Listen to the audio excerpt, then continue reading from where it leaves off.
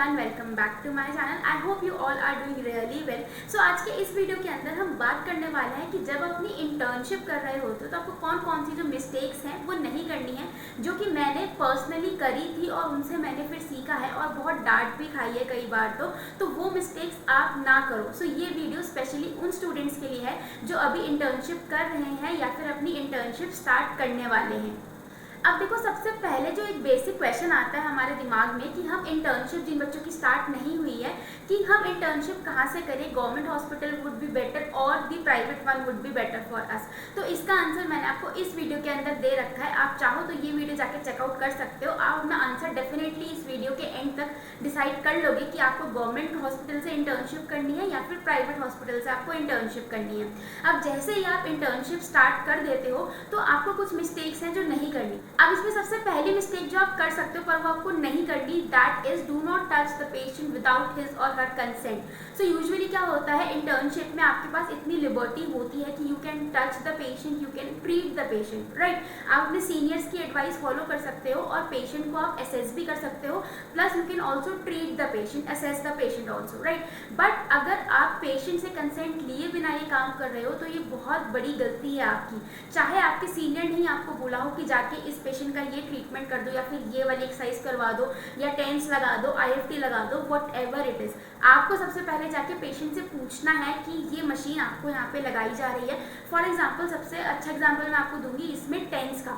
So usually क्या होता है, जब भी आप पेशेंट को जाके टेंस लगाते हो और अगर आप उसे इंट्रोड्यूस नहीं करवाते, आप उससे कंसेंट नहीं लेते कि हाँ भाई टेंस के अंदर आपको जो टिंगलिंग लाइक सेंसेशन फील होगी और अगर वो पेशेंट कंफर्टेबल है उसमें, then only you will apply that machine और modality to the patient. So इसलिए आप कंसेंट लेना बहुत ज़्यादा ज़रूरी हो जाता है। तो कंसेंट के बिना आप किसी पेशेंट के ऊपर कोई भी मोडालिटी इधर फिजिकल फॉर्म में या फिर अगर आप कोई ट्रीटमेंट दे रहे हो स्ट्रेचिंग वगैरह का, तो वो भी आपको नहीं लेना है। पहले पेशेंट से कंसेंट लेना है, उसके बाद ही जो अपना ट्रीटमेंट है जो आपको बोला गया है वो आपको स्टार्ट करना है ना। इसी की कंटिन्यूएशन में हमारी जो सेकंड मिस्टेक आती है वो है डॉक्यूमेंटेशन ना करना। सो यूजुअली क्या होता है, बहुत सारे फिजियो जो इंटर्नशिप में होते हैं वो डॉक्यूमेंटेशन को बहुत लाइटली ले लेते हैं कि यार डॉक्यूमेंट करने से क्या ही होगा, मतलब नहीं करते, बाद में कर लेंगे and all that stuff. But ये स्टफ आपको बिल्कुल भी नहीं करना है। जो भी आप ट्रीटमेंट पेशेंट को दे रहे हो, पूरा उसका एक कार्ड बना होता है और आपको वहाँ पर वो सारा डॉक्यूमेंट करना होता है वर्ड बाय वर्ड।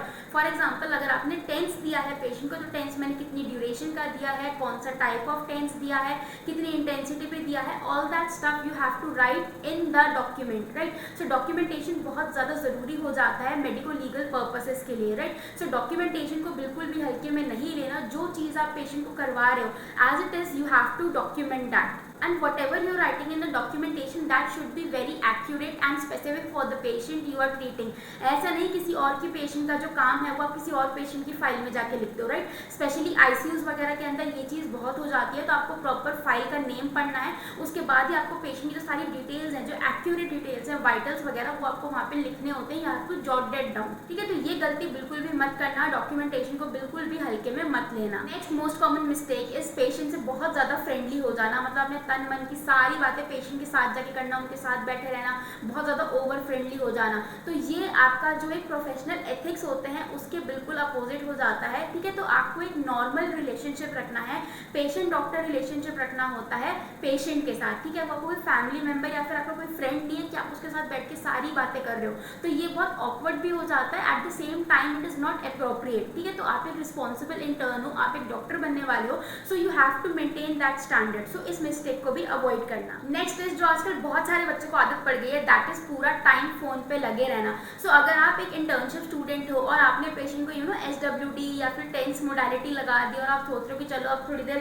फोन पे इंस्टाग्राम रील स्क्रॉल डाउन कर लेती हूँ या कर लेता हूँ, तो ये बिल्कुल गलत चीज़ है। ऐसा बिल्कुल भी मत करना, क्योंकि आपको पेशेंट से ना बार बार जाके पूछना पड़ता है, are you feeling comfortable, is it fine for you, ठीक है। तो ये सारी चीज़ें आपको क्रॉस चेक करनी है बार बार पेशेंट के साथ जाके। सो इंटर्नशिप में कोई भी गलती अगर आप करोगे तो वो कब छोटी से बड़ी गलती बन जाए, you never know.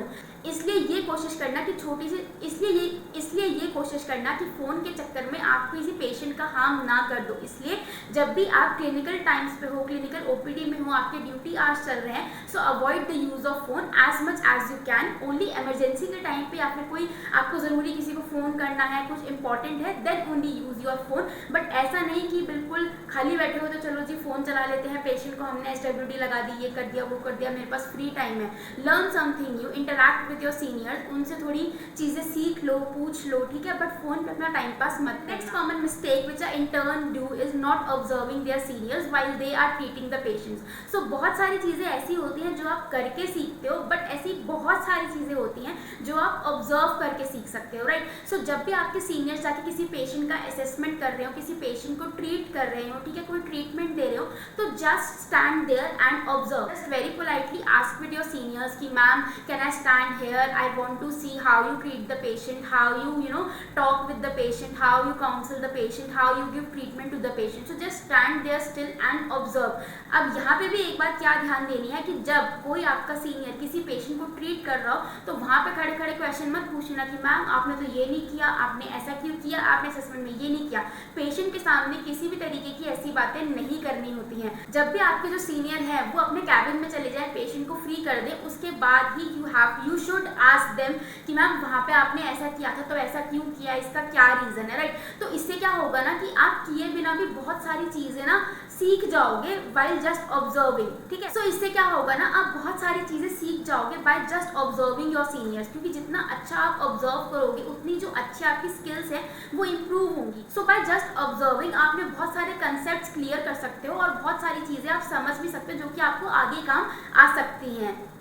The last and the most important point is coming to the hospital very late. So अगर आप रोज़ लेट आ जाते हो तो this really doesn't sound very good कि आप अपने टाइम पे नहीं आ रहे हो। It shows कि you are not disciplined enough, ठीक है। तो आपको इन चीज़ों को थोड़ा ध्यान रखना पड़ेगा कि थोड़े प्रोफेशनल एथिक्स होते हैं which you should follow, right. So अगर आप इन चीज़ों का ध्यान रखते हो तो आई थिंक आपकी जो इंटर्नशिप है वो बहुत स्मूथली निकल जाएगी अगर आप इन मिस्टेक्स को अवॉइड करते हो तो।